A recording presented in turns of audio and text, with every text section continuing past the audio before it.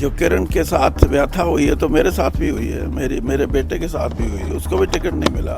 हम तो sitting MP थे बल्कि, लेकिन कांग्रेस को नुकसान होएगा किरण चौधरी के छोड़ने से, मैं ये मानता हूँ। देश में लोकसभा चुनाव संपन्न हो चुके हैं और भारतीय जनता पार्टी ने एनडीए गठबंधन के तहत सरकार का निर्माण भी कर लिया है। लेकिन हरियाणा में भारतीय जनता पार्टी 10 की 10 लोकसभा सीटों पर जीत का दावा है वो कर रही थी, लेकिन उन्हें 5 सीट ही मिली। ज़्यादा बातचीत करने के लिए हमारे साथ वो शख्स मौजूद हैं जिनको राजनीति का भीषम पितामह है वो कहा जाता है, चौधरी वीरेंद्र सिंह डोमर खां।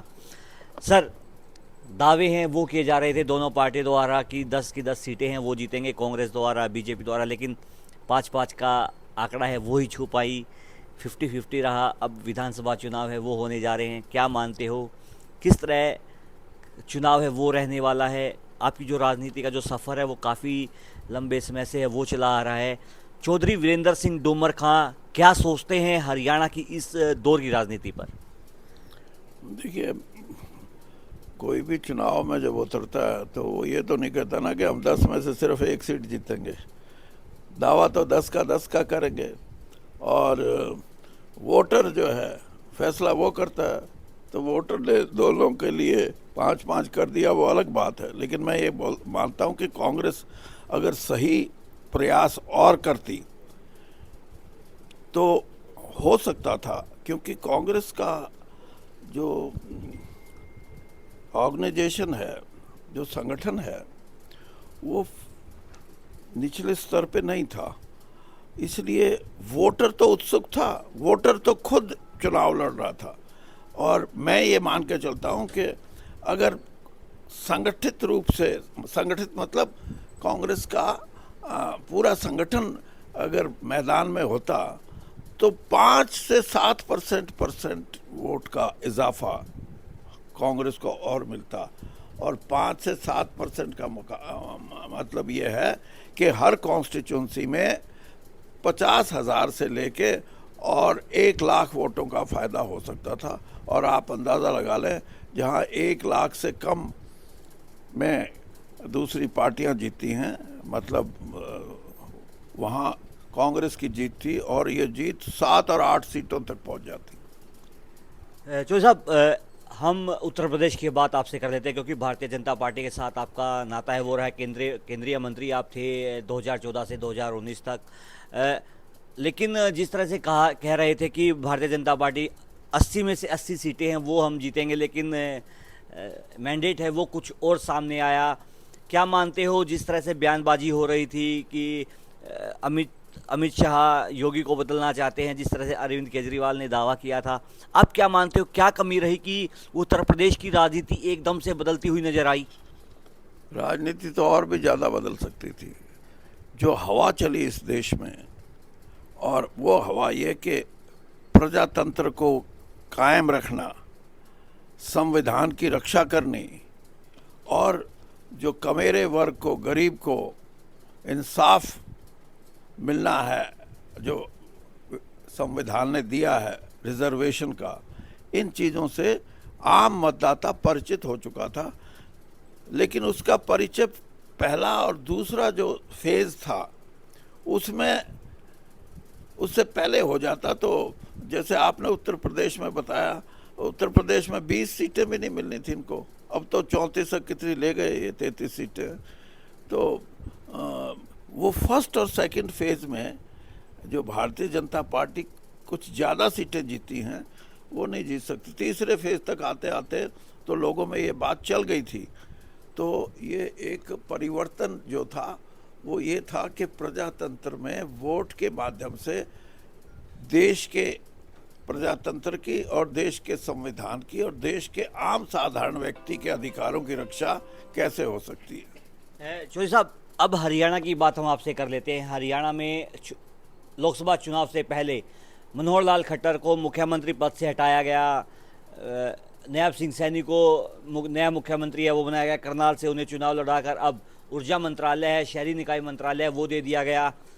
क्या मनोहर लाल खट्टर की 10 साल की एंटी इनकम्बेंसी को भुलाने के लिए भारतीय जनता पार्टी ने इस तरह का दाव है वो खेला, ताकि एक तो लोकसभा हम बचा लेंगे, आगे हम विधानसभा चुनावों में भी सरकार है वो इस तरह से बना लेंगे? क्योंकि जिस तरह से भारतीय जनता पार्टी का संगठन काम कर रहा है, आपने उस शैली से आप उस वाकिफ हो, क्या लगता है कि कांग्रेस को उस शैली पर चलने के लिए किस तरह के जो कवायदे हैं वो शुरू करनी चाहिए?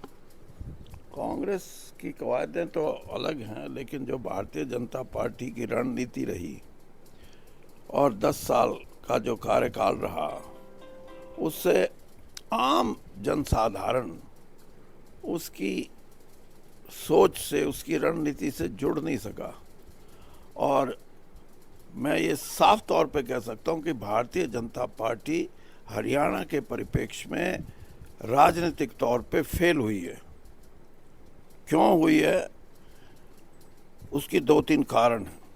एक तो जो गवर्नेंस की बात करते हैं, गवर्नेंस जितनी बात करते हैं उससे उतनी कमज़ोर गवर्नेंस थी।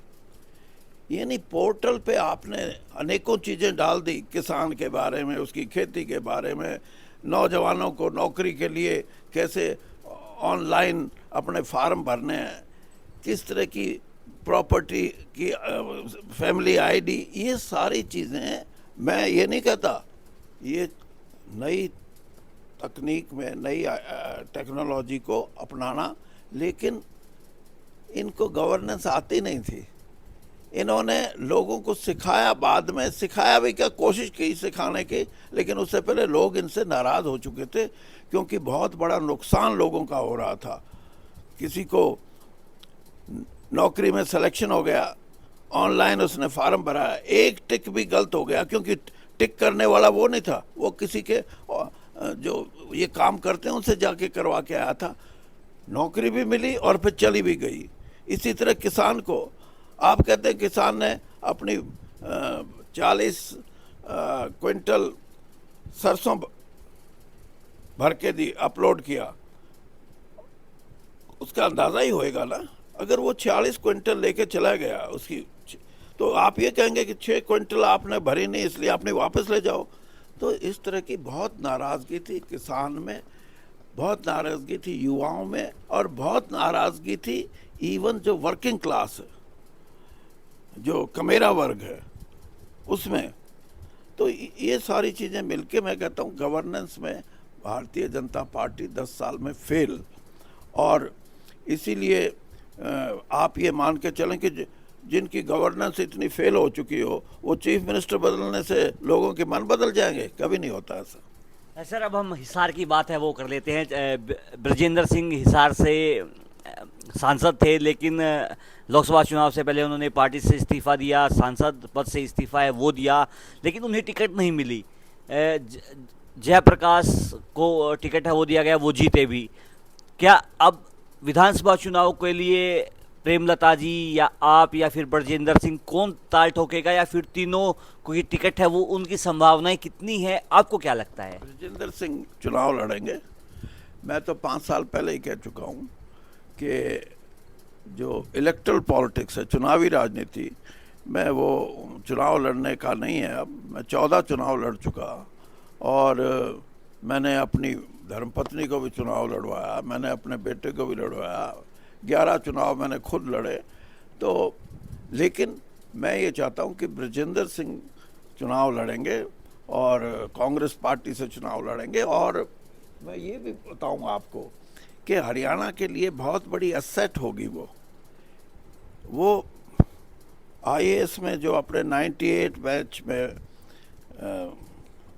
जो टॉपर लिस्ट में हो, और 21 साल का जिसका प्रशासनिक अनुभव हो, वो हरियाणा की राजनीति में किसान के लिए, युवा वर्ग के लिए, जो कमेरा वर्ग है उसके लिए, महिलाओं के लिए, उसकी सोच, वो एक ऐसा मिश्रण होगा जो हमारे इथोस, हमारी संस्कृति, हमारी सभ्यता और नए ज़माने में हमारा पदार्पण कैसे हो, ये चीज़ों का जो सोच है, वो मैं ये सोचता हूँ कि ब्रजेंद्र सिंह को अगर ऐसा मौका मिलता है तो वो हरियाणा में उनका राजनीतिक तौर पे, सामाजिक तौर पे और हरियाणा की आर्थिक उन्नति, चाहे किसान वर्ग की बात है, चाहे कमेरे वर्ग की बात है, और तो और सबसे बड़ी समस्या आज हरियाणा में विदेश में जाने वाले बच्चों की है। हजारों की संख्या में गलत तरीके से, क्या बोलते हैं, डंकी के तरह, डंकी और पता नहीं और कुछ और यहाँ कुछ लोग ऐसे हैं जो उनसे ठगी का काम करते हैं, 50-50 लाख रुपए ले लेते हैं, बच्चा वहाँ पहुँचता भी नहीं और पहुँचता तो जेल में होता है। तो मैं ये मान के चलता हूँ कि हरियाणा में बृजेंद्र सिंह और दूसरे हरियाणा में जो कांग्रेस के जो लोग हैं वो बैठ के इस बात का अध्ययन करें और घोषणा पत्र में डालें कि हम ऐसी व्यवस्था करेंगे हरियाणा में, चाहे किसी का पासपोर्ट बनने की बात है, चाहे किसी का वीज़ा लगने की बात है, चाहे वहाँ की सरकार जहाँ वो बच्चा पढ़ाई के लिए या कोई रोज़गार के लिए जा रहा है उसको सरकार गारंटी मांगती है वहाँ की, वो सरकार गारंटी दे।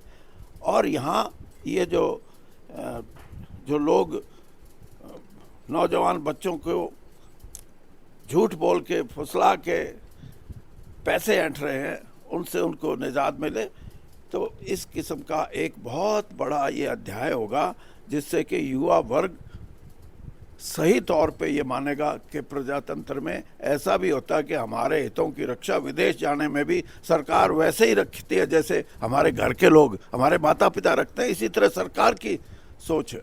तो मैं तो ये चाहता हूँ कि बृजेंद्र सिंह को इन बातों पर बढ़ चढ़ के हिस्सा लेना चाहिए और उसको युवाओं को और उनके इरादों को मजबूती से आगे बढ़ाना चाहिए।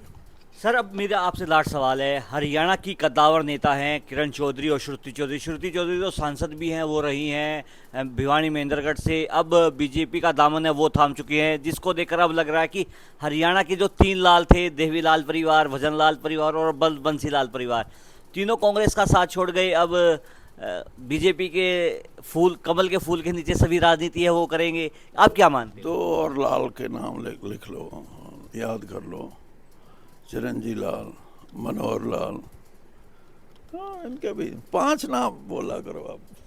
तो सर क्या मानते हो आप? क्या मानते हो आप? क्या मानते हो क्या रहने वाला? क्या कुछ नहीं, किरण जी को रहना चाहिए था कांग्रेस में। और जो किरण के साथ व्यथा हुई है तो मेरे साथ भी हुई है, मेरे बेटे के साथ भी हुई है, उसको भी टिकट नहीं मिला।